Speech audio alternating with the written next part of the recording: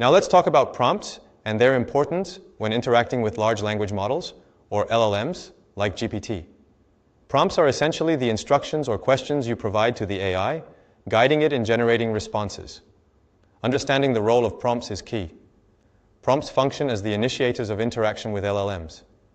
They set the stage for what the AI is expected to discuss or accomplish, significantly influencing the AI's effectiveness in producing relevant and accurate outputs. There are different types of prompts, each serving a unique purpose. Informational prompts. These are used when seeking factual information or explanations from the AI. For example, you might ask the model to explain a scientific concept or provide historical data. Creative prompts. These prompts tap into the AI's ability to generate original, creative content.